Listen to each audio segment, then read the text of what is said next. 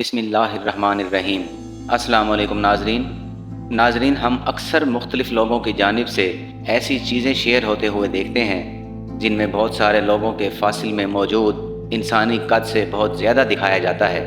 یہ لوگ جن کے فوسلز یا ہڈیاں ہمیں نظر آتی ہیں ان کا سائز بہت زیادہ ہوتا ہے اور یوں لگتا ہے جیسے یہ انسان 40-50 فٹ بلند قد کے حامل تھے۔ سوچنے کی بات یہ ہے کہ کیا انسانی تاریخ میں واقعی کچھ ایسے لوگ موجود تھے یا کوئی ایسی قوم موجود تھی جن کے قد اتنے زیادہ تھے؟ اس کا جواب اگر ہم مذہبی تاریخ کو دیکھتے ہوئے دیں تو اس کا جواب ہاں میں آتا ہے۔ اللہ تعالیٰ نے اس زمین پر واقعی ایک ایسی قوم اتاری تھی جن کا قد و قامت اتنا بلند و بالا تھا جتنا کہ ہم مختلف فوسلز میں دیکھتے ہیں۔ ان فوسلز کو مختلف سائنسدانوں کی جانب سے سائنسی بنیادوں پر ریجیکٹ کیا جاتا ہے۔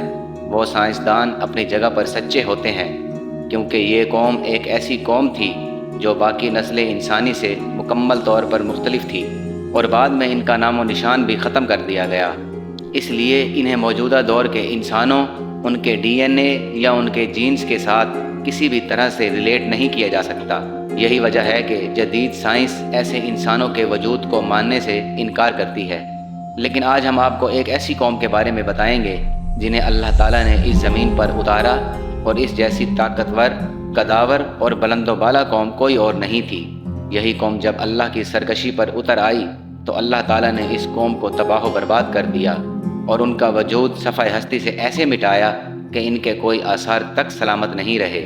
ناظرین، طوفان نوح کے بعد اس زمین پر ہر قسم کی قومیں اور مخلوق تباہ و برباد ہو گئی تھی اور محض وہی لوگ باقی بچے تھے جو حضرت نوح علیہ السلام کی کشتی میں سوار تھے۔ انہی میں سے کچھ لوگ ایسے بھی تھے جو اس زمین پر پہلے سے آباد تھے اور حضرت نوح علیہ السلام پر ایمان لے آئے تھے۔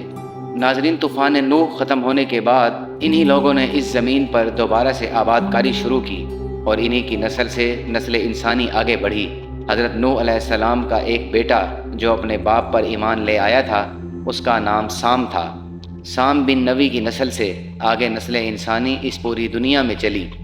حضرت نوح علیہ السلام کے بیٹے سام کی اولاد سے ایک شخص جس کا نام عاد تھا، وہ قدرتی طور پر بہت بلند و بالا قد کا حامل تھا اور اس کی عمر بھی بہت لمبی تھی۔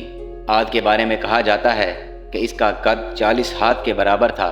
آج ہم جانتے ہیں کہ ایک ہاتھ کا پیمانہ تقریباً 1 فٹ یا 1.25 فٹ ہوتا ہے۔ اس حساب سے یہ قد 40 سے 50 فٹ کے درمیان بنتا ہے۔ عاد بن سام بن نوح کی نسل سے ہی اللہ تعالیٰ نے ایک ایسی قوم پیدا کی جو اپنے اس باپ کی طرح ہی بہت بلند و بالا قد و قامت کی حامل تھی اور ان کی عمریں بھی 1,000 سال تک ہوا کرتی تھی۔ اللہ تعالیٰ نے اس قوم کو قوم جبارین کا نام دیا ہے اور ان کے شہر کو ارم ذات العماد کہا جاتا ہے، یعنی شہر ارم جو بلند و بالا لوگوں کا حامل تھا۔ اس قوم کے بارے میں روایات میں آتا ہے کہ اس قوم کی عمریں 1,000 سال تک ہوا کرتی تھیں اور یہ ایسے طاقتور اور صحت مند تھے کہ ان کو 1,000 سال میں بھی کوئی بیماری نہیں لگتی تھی، یہاں تک کہ سر میں درد بھی نہیں ہوتا تھا اور نہ ہی ان کا پیٹ خراب ہوتا تھا۔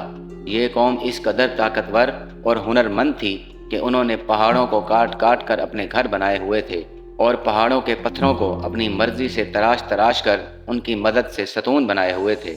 ان کا علاقہ بہت خوشحال تھا کیونکہ نہ صرف اللہ تعالیٰ نے ان کو بے تحاشا طاقت، قد و قامت اور مثالی صحت عطا فرمائی تھی، بلکہ ان کے ساتھ ساتھ ان کے علاقے میں بہت خوشحالی اور ہریالی بھی تھی۔ ان کے علاقے میں اس وقت ایک دریا بہتا تھا اور تمام کے تمام پہاڑ بہت سرسبز و شاداب تھے، جن کی مدد سے یہ زمین سے غلہ حاصل کرتے تھے اور پینے کو دریا اور چشموں کا میٹھا پانی انہیں میسر تھا۔ اس کے ساتھ ہی ان کا یہ علاقہ سمندر کے بھی نزدیک تھا، جس کی وجہ سے یہ سمندر کی نعمتوں سے بھی استفادہ حاصل کرتے تھے۔ ناظرین، آپ اس سے اندازہ کر سکتے ہیں کہ اس قوم پر اللہ تعالیٰ نے کس قدر انعام و اکرام فرمایا تھا اور انہیں دنیا کی طاقتور ترین قوموں میں سے ایک بنایا تھا۔ یہ قوم اس قدر طاقتور تھی کہ جب یہ کسی شہر پر حملہ کرنے جاتے تو وہ شہر والے محض یہ سن کر کہ قوم جبارین آ رہی ہے ہتھیار ڈال دیتے تھے اور کبھی لڑنے کی نوبت نہیں آتی تھی۔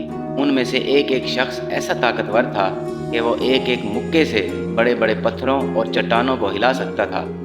جیسا کہ انسانوں کی تاریخ میں ہمیشہ سے ہوتا چلا آیا ہے، ویسا ہی قوم جبارین کے ساتھ بھی ہوا۔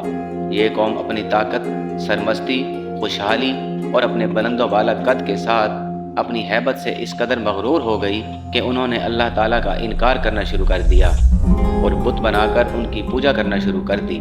ناظرین، ان کے بقول یہ بت ان کے آباء و اجداد تھے جن کی وجہ سے وہ آج اس مقام پر پہنچے تھے۔ گویا اپنے موجودہ مقام کو انہوں نے اللہ کی نعمت سمجھنے کی بجائے، اس کا کرم سمجھنے کی بجائے اپنے بزرگوں کی عطا سمجھا اور اللہ کے ساتھ شرک کرنا شروع کر دیا۔ اس صورتحال کی اصلاح کے لیے اللہ تعالیٰ نے ان میں حضرت ہود علیہ السلام کو مبعوث فرمایا۔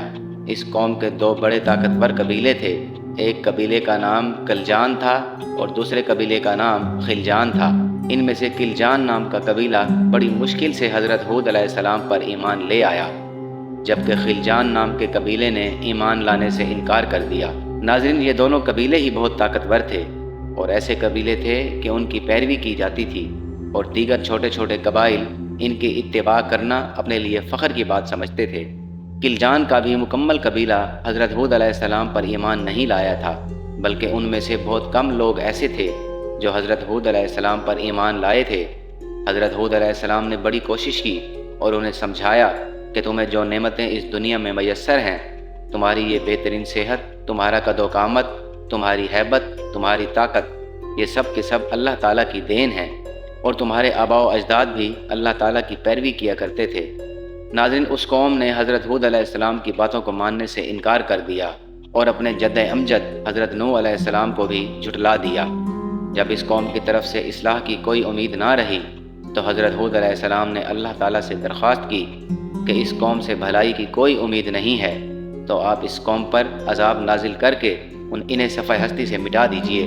اس پر اللہ تعالیٰ نے اس قوم پر مامور فرشتے حضرت میکائیل علیہ السلام کو بارش برسانے سے منع کر دیا اور ان کے زیر زمین چشموں کا پانی خشک کرنے کا حکم دے دیا اور ان کے پاس موجود دریا بھی خشک کر دیے گئے۔ اس سے یہ پوری کی پوری قوم شدید قسم کی خشک سالی کا شکار ہو گئی۔ قوم کی یہ حالت دیکھ کر حضرت ہود علیہ السلام نے ان پر ترس کھاتے ہوئے انہیں دوبارہ سے اللہ تعالیٰ کی طرف بلانا چاہا، لیکن اس قوم نے اس آنے والے عذاب سے بھی سبق نہیں سیکھا اور الٹا حضرت ہود علیہ السلام کو قتل کی دھمکیاں دینے لگے۔ اس پر اللہ تعالیٰ نے حضرت ہود علیہ السلام کو حکم دیا کہ آپ اپنے پیروکاروں کو لے کر اس علاقے سے ہجرت کر جائیں، کیونکہ اب یہاں پر عذاب آ کر رہے گا۔ ناظرین، اس کے بعد خشک سالی سے تنگ آ کر اس قوم نے 90 افراد کا ایک وفد خانہ کعبہ کی طرف بھیجا، کیونکہ اس زمانے میں بھی وہ دعائیں جو قبول نہیں ہوا کرتی تھیں وہ خانہ کعبہ کے طفیل کی جاتی تھیں تاکہ قبول ہو جائیں۔ ان کا وفد جب وہاں پہنچا تو مکہ کا حکمران اس وقت عمالقہ قوم کا ایک سردار جرار بن طارق تھا۔ اس نے وہاں ان لوگوں کی بہت آؤ بھگت کی اور یہ لوگ وہاں پر موجود خوراک کی فراوانی، شراب اور حسین عورتوں کی صحبت میں اس قدر مدہوش ہو گئے کہ انہیں یہ یاد ہی نہیں رہا کہ ان کی قوم کس حال میں اور کس مصیبتوں کا شکار ہے۔ یہ لوگ جب 1 ماہ تک اسی شراب و شباب میں ڈوبے رہے تو جرار بن طارق نے انہیں پیغام بھجوایا کہ تم وہ کام بھول گئے ہو جس کام کے لیے تم یہاں آئے تھے۔ ناظرین، اس پر یہ لوگ خانہ کعبہ پہنچے اور وہاں پر جا کر انہوں نے بڑے خشوع و خضوع سے دعا کی، لیکن یہ دعا بھی ایسی تھی کہ گویا بس جان چھڑانا چاہ رہے ہوں اور واپس حسین عورتوں کی صحبت میں بیٹھنا چاہتے ہوں۔ جب یہ وفد وہاں سے روانہ ہوا تو وہ ابھی راستے میں ہی تھے کہ کالے سیاہ رنگ کے بادلوں نے انہیں گھیر لیا اور یہ ان بادلوں کو دیکھ کر بہت خوش ہوئے کہ اب ہماری قوم کی خشک سالی دور ہو جائے گی، لیکن وہ بادل عذاب کے بادل تھے۔ یہ اپنے علاقے میں پہنچے اور پوری قوم ان بادلوں کو دیکھ کر خوشیاں منانے لگی تو وہ بادل بڑھتے چلے گئے اور انہوں نے پورے علاقے کو اپنے گھیرے میں لے لیا۔ ناظرین، اس کے بعد ان بادلوں سے پتھر اور آگ برسنے لگی اور اس پتھروں کی بارش اور آگ نے اس پوری قوم کا ستیہ ناش کر دیا۔ اس قوم کے لمبے چوڑے انسان تنکوں کی طرح ہوا میں اڑتے ہوئے ادھر ادھر گرنے لگے اور اللہ تعالیٰ نے ان کا نام و نشان اس دنیا سے مٹا دیا۔ ناظرین، یوں اللہ تعالیٰ کی نافرمانی اور اپنی عیش و عشرت کی وجہ سے یہ زبردست قوم دنیا کے نقشے سے فنا ہو گئی۔ اللہ اکبر۔ ناظرین، یہ تھی ہماری آج کی ویڈیو۔ امید کرتے ہیں کہ ہماری ویڈیو آپ کو پسند آئی ہوگی۔ انشاءاللہ بہت جلد آپ کی خدمت میں ایک نئی ویڈیو کے ساتھ حاضر ہوں گے۔ تب تک کے لیے اجازت دیجیے۔ اللہ حافظ۔